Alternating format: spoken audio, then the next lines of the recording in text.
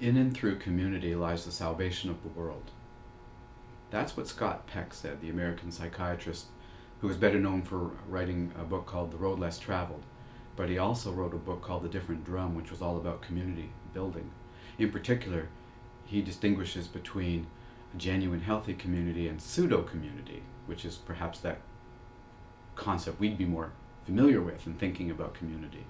That is, people grouping together in a place or at a time with common interests and calling that community. Scott Peck tells us that community actually runs much deeper than that.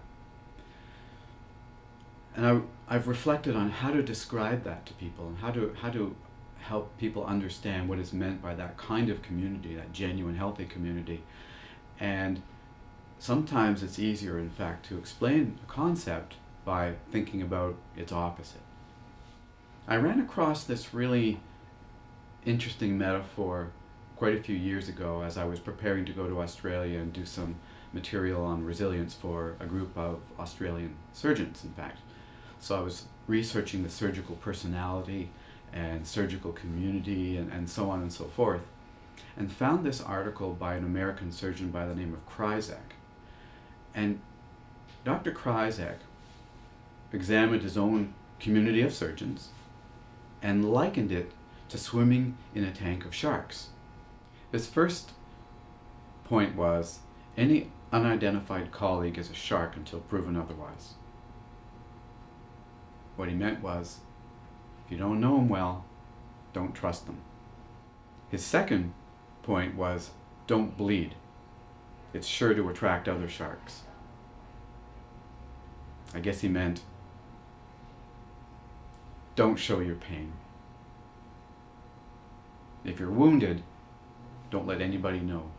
His third point is, get out of the water if anyone else is bleeding. In other words, if you see someone else in distress, move away, don't offer help. There'll be a feeding frenzy, and you won't do well if you're part of it. And his last point was, counter aggression with more aggression. So when faced with hostility, the best way to react is with more hostility. Don't learn how to communicate or how to resolve conflict in a way that's more assertive, that's more effective, and that's more likely to have a win-win kind of resolution for everybody. I thought a lot about that depiction since I first read it.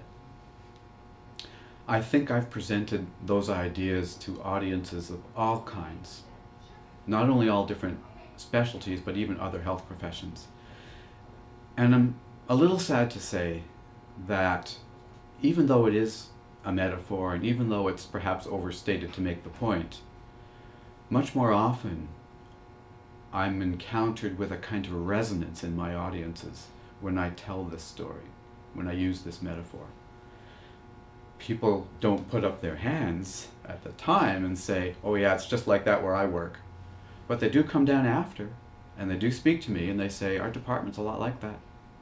Or they write to me after, or send me emails saying, you're describing our department of, fill in the blank. It doesn't have to be surgery by any means. So it tells me that in our culture, in our medical culture, we may not be valuing community just as much as we ought to. It also tells me that there's a lot of room for change and a lot of improvement possible. And I also know that not every community is like that. I've been able to learn from different departments and medical communities across the province over and over again what the qualities of healthy community are.